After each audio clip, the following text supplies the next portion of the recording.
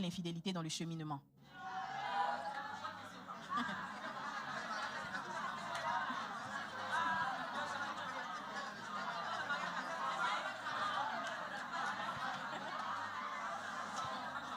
Ma question, en fait, pour répondre à cette question, j'ai une question.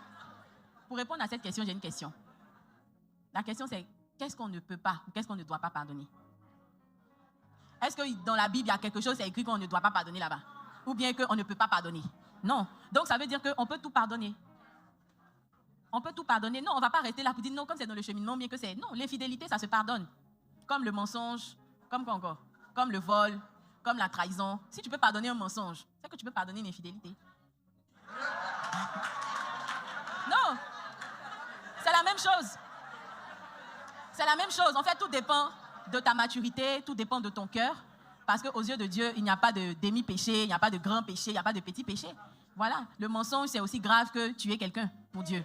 Voilà, donc toi, tu vas dire non, tu peux pardonner un mensonge, mais tu ne peux pas pardonner telle chose. Ça veut dire que tu as, dans ton esprit, il y a une classification des péchés. C'est comme si tu as déterminé que certains péchés on peut gérer, et puis d'autres péchés là, non, ça, on ne pardonne pas. Tu ne peux pas le faire, parce que ça n'existe pas. On peut tout pardonner. Voilà, et on doit pouvoir tout pardonner. En tant qu'enfant de Dieu, Jésus a pardonné l'impardonnable. Voilà, donc si lui-même il a pardonné ce qu'on ne pouvait pas pardonner, et que ce Jésus-là vit en toi et en moi, on n'est pas censé aussi trier ce que nous on pardonne et puis ce qu'on ne pardonne pas. Non. Voilà. Donc, si c'est la question de est-ce qu'on peut pardonner la oui, on peut pardonner l'infidélité dans le cheminement. Maintenant, est-ce que ça va permettre au cheminement de continuer? Ça, c'est une autre question. Voilà. À cette question, il y a oui et non. Oui dans le